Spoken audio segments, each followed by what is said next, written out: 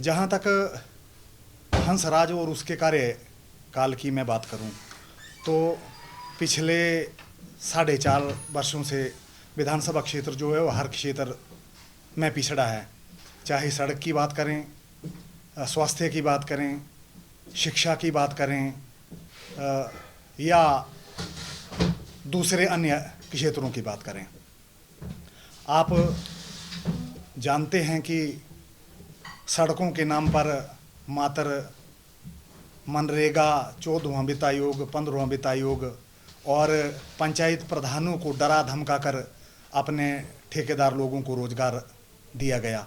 उनकी मशीनों को काम देने के लिए यहाँ जितने भी चाहे मैं यहाँ आरक्षित वन क्षेत्र की बात करूँ या दूसरी फॉरेस्ट लैंड की बात करूँ, मैक्सिमम यहाँ अवैध खनन हुआ।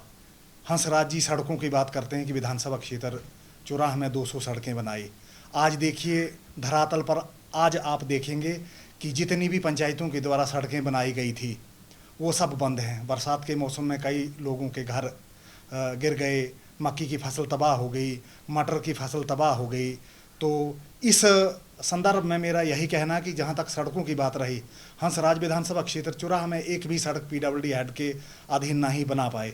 जिस सड़क को आज तक पक्का किया गया हो, जिस पर सरकारी एम्बुलेंस चलती हो या सरकारी कोई बस चलती हो, सड़कों के मामले में मात्र इनका सिर्फ शगुफा ही था, ये झूठ बोलने के मास्टरमाइंड है। स्वास्थ्य की बात रही तो ये जो हमारा सामुदायिक स्वास्थ्य केंद्र तीसा है, इसकी बात करूं, यहाँ पर पानी की व्यवस्था बिल्कुल नहीं है।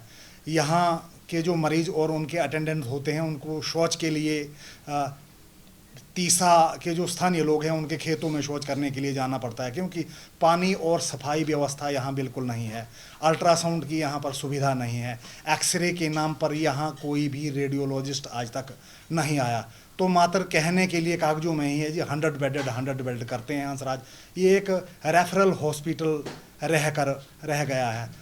इसके बाद में स्वास्थ्य की बात के बाद शिक्षा की बात करता हूँ।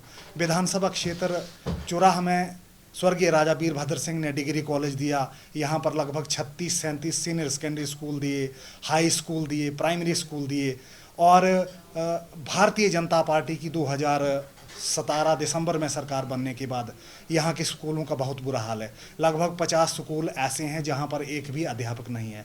डेपुटेशन के सहारे यहाँ पर जुगाड़ चला हुआ है।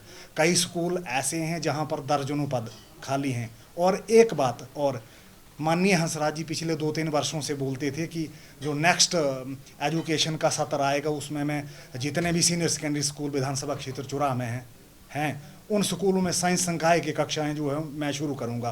तो इस विषय में विधानसभा क्षेत्र चौराहा में हंसराज के कार्यकाल में एक भी ऐसा स्कूल नहीं था जहां पर साइंस की क्लासेज शुरू हुई हैं। एक बात बिल्कुल क्लियर है कि विकास के नाम पर माननीय हंसराज जी ने अपना विकास किया। 6-7 मंजिला मकान बनाया, कम से कम 10 करोड़ रुपए उसकी जो है वो एस्टिमेटेड कॉस्ट है। अपने भाइयों, अपनी भाभियों, अपने रिश्तेदारों के खाते में फॉरेस्ट के जाल ही करोड़ों रुपए की बिल लगाए। तो विकास की बात तो जहाँ तक है हंसराज जी ने अपने रिश्तेदारों, अपने भाइयों, अपनी भाभियों का विकास किया है।